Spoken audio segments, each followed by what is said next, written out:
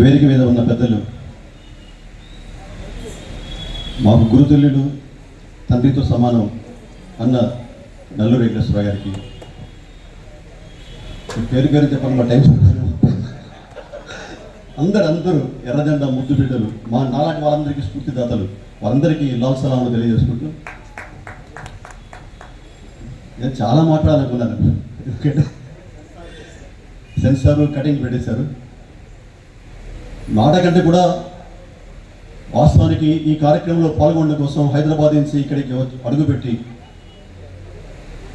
ఉదయం ఇక్కడ నా తొలి అడుగు వేసిన రోజు, వేసిన క్షణం నా వాళ్ళంతా పులకరించిపోయి ఒక తెలియని భావోద్వేగానికి లోనై కళ్ళలోంచి నీళ్ళు వచ్చిన సందర్భం అన్నా. ఎందుకంటే నలుగన్న నా తల్లి ఒంగోలు గడ్డ, ఒంగోలు గడ్డ, నలుగన్న నా తల్లి ఒంగోలు గడ్డ, ఒంగోలు గడ్డ, ఉద్యమ పాటల్లో నడిపిన గడ్డ, నడిపిన గడ్డ, మనిషిగా బతుకుట నేర్పిన గడ్డ, మానవత్వాన్ని నేర్పిన గడ్డ. ఇలా చాలా చెప్పుడు పోవాలి లిస్ట్ అనమాట.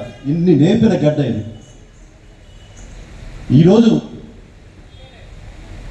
కమ్యూనిస్టు పార్టీ కార్యకర్తగా, అభిమానిగా, సభ్యుడిగా జనగణమంతా జయ జయ పలికే సినిమా, జయ జయ ధ్వనులతో ఎదలను మీటే సినిమా, జగదేశిలోన జాబిలమ్మ మన సినిమా, ప్రగతి వినయై పల్లవించెను సినిమా, తరళ తరళ సౌహార్ద యవనికల వెలిగే సూర్యకిరణం, లలిత లలిత నవ పవన వీచికల కదిలే కరుల గమనం సినిమా. సినిమా అంటూ కీర్తిస్తున్న ఆ సినీ పరిశ్రమలో ఒక చిన్న, ఒక ఎటువంటి ఏ బలము, ఏ వెనక ఏ సపోర్ట్ లేకుండా నేను ఇక్కడికి అడుగు పెట్టానంటే దానికి కారణం ఈ ఒంగోలు గడ్డ, ఈ నేల.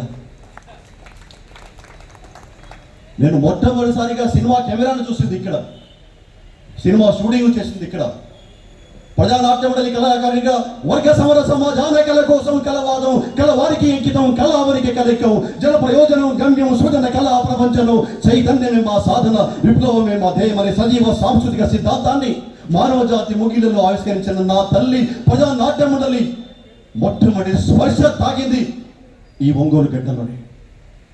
ఇక్కడే కదా అన్న నాయకత్వం, అన్న ఆశీస్సులతో భుజం మీద కంబలు వేసుకుంది, కాలికి గజ్జ కట్టుకుంది, చేతులు డబ్బు పట్టుకొని పాటలు పాడింది. ఇక్కడే కదా విద్యార్థి ఉద్యమ నాయకుడిగా, ఏఐఎస్ఎఫ్ సభ్యుడిగా స్టార్ట్ అయ్యి మండల నాయకుడిగా, జిల్లా నాయకుడిగా, రాష్ట్ర నాయకుడిగా ఎదిగింది. నన్ను అలా పెంచింది ఈ నేలే కదా. అజేయమైనది కమ్యూనిజం, మధ్యనామరమైనది సోషలిజం, మార్క్స్ నాటితే లెనిన్ పెంచితే మహావృక్షమై ఎదిగిన లాంటి పాటలు ఒక్క రోజైనా, ఒక్కసారైనా కమ్యూనిస్టుగా బతుకు నేస్తమా, ఆ గొప్ప నీకు తెలుస్తుంది మిత్రమా, వర్గ రహిత స్వర్గవతి నేస్తమా, అచట మానవతే విలసిల్లిన మిత్రమా అనే ఒక గొప్ప పాటను, నా జీవితానికి అర్థమించిన పాటను కమ్యూనిస్టు పార్టీ చరిత్రలో, వామపక్ష ఉద్యమ చరిత్రలో, ఎర్ర జెండాల చరిత్రలో చిరస్థాయిగా సూర్యుడు ఉన్నంత కాలం, చంద్రుడు ఉన్నంత కాలం, భూమి ఉన్నంత కాలం, ఆకాశం ఉన్నంత కాలం ఉండిపోయేంత గొప్ప పాట రాయడానికి నాకు స్ఫూర్తినిచ్చిన గడ్డ ఒంగోలు గడ్డ, నల్లూరు పెద్ద పెద్ద నాయకులందరూ. ఇంతమంది ముందు వచ్చి నేను వచ్చి 2 మాటలు మాట్లాడాలని మిత్రమా, అధ్యక్ష, ఎలా బిగించుకోవాలి, ఎలా ఆపుకోవాలి నా గొంతులోకి వచ్చే మాటలని, నా గుండెలోకి వచ్చి పొంగే మాటలని. కానీ ఇంతమంది తప్పదు కాబట్టి ఒకటే చెప్తాం మిత్రుడా. ఇందాక లోపలికి ఎంటర్ కాగానే ఒక మిత్రుడు అన్నాడు, మాదాల రవి గారు ఎర్ర సొక్క తొడుక్కొని భుజం మీద ఒక ఎర్ర మొప్పలు తెచ్చుకొని వస్తుంటే, ఆయనతో పాటు గడ్డం పెంచుకొని మీరు వస్తుంటే, మీ ఇద్దరు మాకు మాదాల రంగారావు, టీకిష్టలాగా కనిపిస్తున్నారు. మీ ఇద్దరి కాంబినేషన్ లో అటువంటి పరంపర, ఉద్యమ చిత్రాల పరంపర, ఎర్ర సినిమాల పరంపర సాగాలని చెప్పేసి మిత్రులు అన్నారు. తదాస్తు తదాస్తు తదాస్తు. తప్పనిసరిగా ఆ వారసత్వాన్ని కొనసాగిస్తాం. మా అన్న రంగారావు అన్న నిజంగా ఒక్క మాట మాత్రం చెప్పాలి రంగారావు అన్న గురించి. ఇక్కడ నేను ఒంగోలు మైనాపాడ కాదు, ఒంగోలు జిల్లా మాధవ రంగారావు గారు అంటే మైనాపాడ ఒకటి కాదు, ఒంగోలు జిల్లా, ప్రకాశం జిల్లా, గుంటూరు జిల్లా, ఆంధ్రప్రదేశ్, సకల భారతదేశం. ఎందుకంటే ఒకే మాట ముగిస్తాయి ఒక్క దీనికి మాధవ రంగారావు ఏంటి అని చెప్పడానికి. ఎక్కడో పురుడు పోసుకున్న సినిమా అనే మహాద్భుతాన్ని ఈ నేలకు తీసుకురావడం కోసం తన ప్రాణాన్ని తన జీవితాన్ని సర్వస్వం చేసిన రఘుపతి వెంకయ్య నాయుడు గారు పుట్టిన ఊరు ఏదంటే మచిలీపట్నం అంటారు. ఎన్టీ రామారావు గారు పుట్టిన ఊరు అంటే నిమ్మకూరు అంటారు. సూపర్ స్టార్ కృష్ణ గారు పుట్టిన ఊరు ఎవరంటే బుర్రిపాలెం అంటారు. వీళ్ళందరూ కుటుంబ చిత్రాలు తీశారు, యాక్షన్ సినిమా తీశారు, జేమ్స్ బాండ్ సినిమా తీశారు. కానీ ప్రజలను చైతన్యవంతం చేసే ఎర్ర సినిమా తీసిన గంట ఇదంటే ఒంగోలు అంటారు. ఆ సినిమా తీసినారంటే మానరంగరావు గారు, టీవీ గారు అంటారు. వారందరికీ స్ఫూర్తి ఎవరంటే అన్న నల్లూరి వెంకటేశ్వరరావు గారు అంటారు. ఇది ఎవరు జరిపేసే సరిగని సత్యం. సంతకం, సంతకం, ఎర్ర సంతకం, ఉద్యమ సంతకం. సినీ ప్రపంచంలో, సినీ వినీల ఆకాశంలో ఏ శక్తులు, పెట్టుబడిదారు శక్తులు కానీ, కార్పొరేట్ శక్తులు కానీ ఎవరు తుడిపేయలేని సంతకం. ఆ సంతకాన్ని అలాగే భద్రపరచడానికి చెప్పినట్టుగా మాధవ రంగారావు గారి వారసుడిగా, మాధవ రవి గారు టీగీత గారి వారసుడిగా, ప్రజా నాట్య మండలి వారసుడిగా, అభ్యుదయ రచయిత సంఘం వారసుడిగా, అఖిల భారత విద్యార్థి సమాఖ్య వారసుడిగా, భారత కమ్యూనిస్టు పార్టీ వారసుడిగా బాబ్జీ సినీ ప్రపంచంలో మీరు కొనసాగిస్తాం.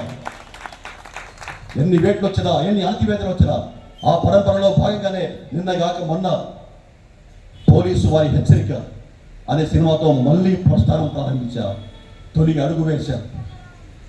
మాధవ రంగారావు అన్న, టీకృష్ణ గారు లాగా సినిమా మొత్తం ఎర్ర సినిమా తీయలేకపోయినా, ఎందుకంటే అక్కడున్న పరిస్థితులు, ఎందుకంటే అక్కడున్న దాడులు, ఎందుకంటే ఎర్ర సినిమా తీస్తే కొనమంటున్నారు, తీసుకోమంటున్నారు, డిస్ట్రిబ్యూషన్ లేదంటున్నారు. ఆ అణచివేతలను నేను తట్టుకొని సినిమాలు ఇచ్చేశాను. కానీ ఇక్కడ మీ ముందున్నది మీ తమ్ముడు, మీ బిడ్డ, ఇదిగో ఈ నేల పైన తిరిగిన బిడ్డ. ఇదే వేదిక మీద నాటకాలు వేశా, ఇక్కడ కూడా నాటకం వేశా, రాజకీయ భాగవతం.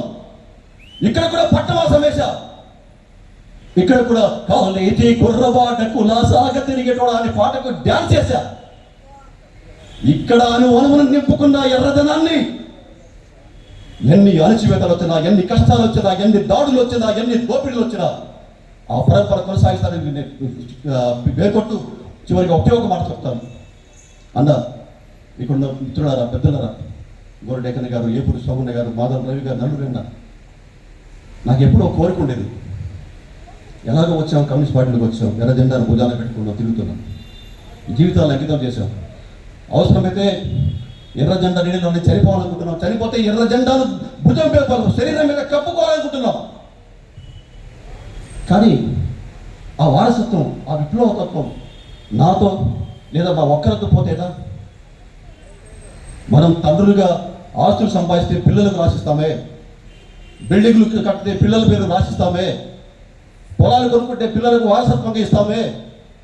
మరి ఉద్యమ వారసత్వాన్ని మేము భుజాలు పెట్టుకొని పోతే ఎర్ర జెండాను మా పిల్లలకు ఎందుకు ఇయ్యం, నా కుటుంబానికి ఎందుకు ఇయ్యం? అందుకోసం మిత్రులారా, దయచేసి నన్ను మీరు ఆశీర్వదించాలి.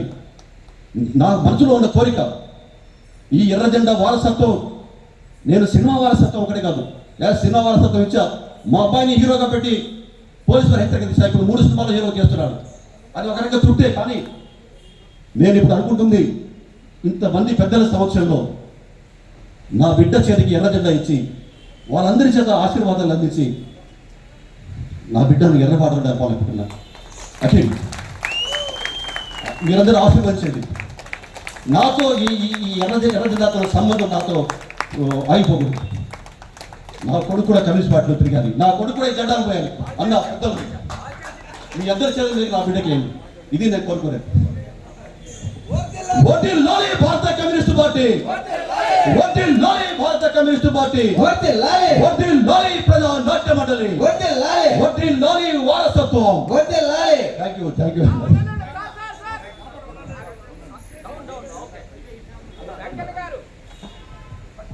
మీరు కూడా వచ్చేయాలి. కొంచెం కిందకి.